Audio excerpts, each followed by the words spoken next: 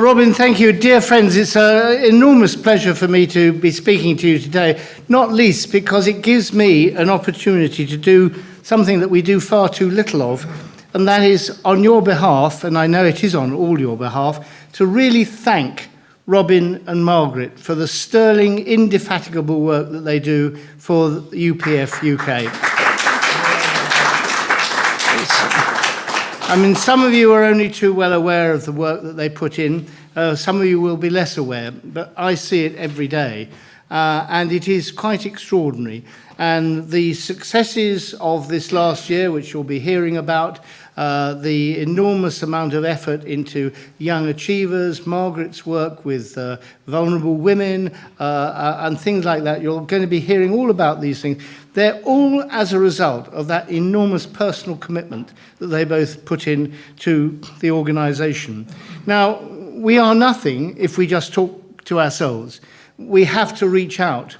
And I want to trespass into an area of which I'm almost entirely wholly ignorant, being one of the generation of the cursed who was not brought up with digital media or anything of that nature. But just looking at the Facebook page impact report, and I don't know if Robin's going to be dealing with this a little later or not, it is absolutely phenomenal what has been done between October 22 and October 23. I'm just looking at the metrics, and they publish these so that you can print them out. The Facebook page likes has gone up to 49,000. New Facebook page likes 44,000.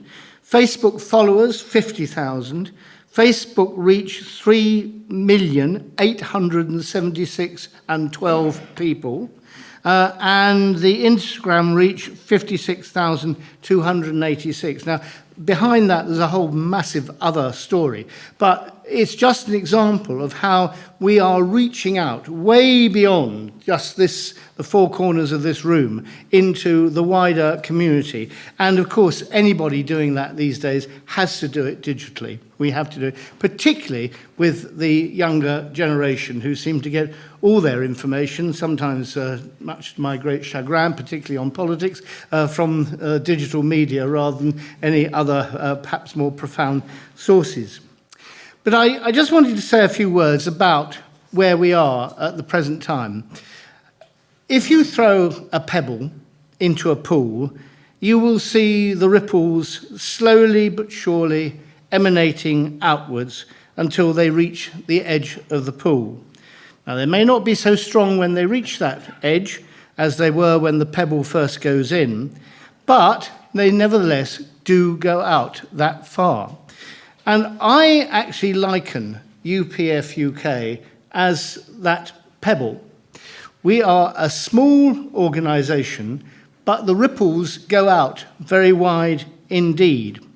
And those ripples form three concentric circles. First of all, we start with the universally acknowledged idea that there can be no peace generally unless you have inner peace within yourself. That's something you've heard many, many times before, but it's axiomatic that you need that inner peace. And so we start with that peace of the individual. Without that, you cannot have peace more widely. And that's a challenge, especially in the aftermath of the isolation and loss of the pandemic, when many still feel very isolated. They suffer from various forms of mental trauma. And Sima, who works in that field, where's Sima? There she is, yeah. Knows that only too well. So we do have a major role in reaching out to people who may be quite damaged, even though they may not show it immediately, and to bring them into our wider family and to befriend them and to give them that opportunity of a wider collective environment in which they can share some of their fears and their aspirations, and we can support them in that. And we should never ever forget that first concentric circle. Next comes peace within the nuclear family.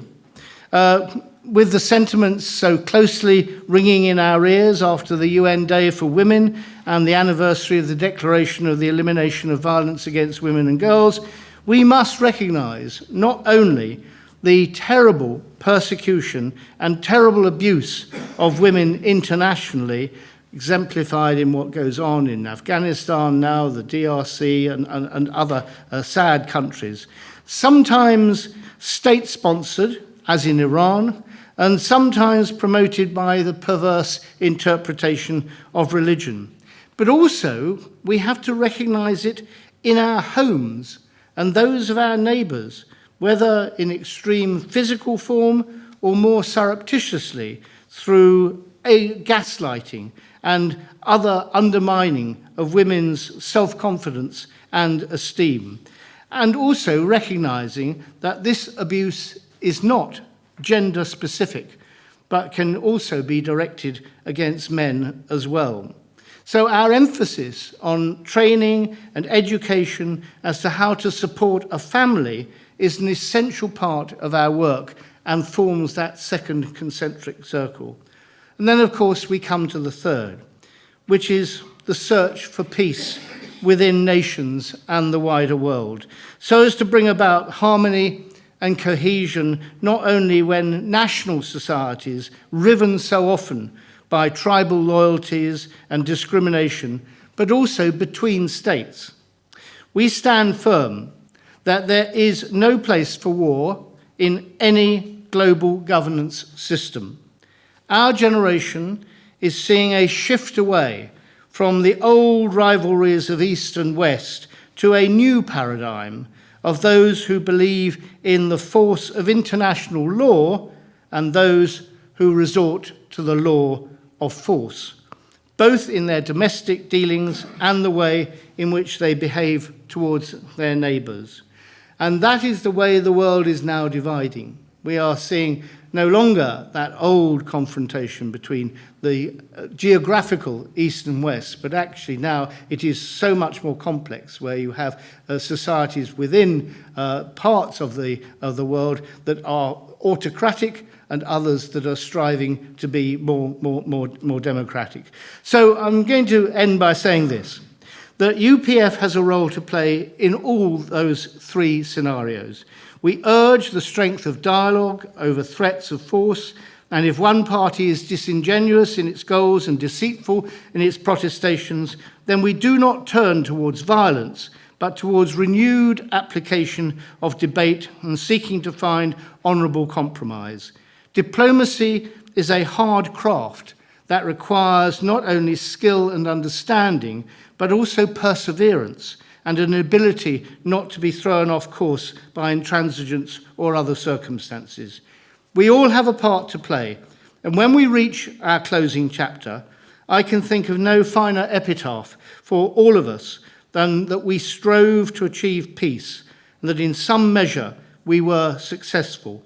For when the history books are written, these events will be chronicled for all and for the education of future generations, in the hope that they will carry forward the work that we do and build a better world for their successors. Thank you very much.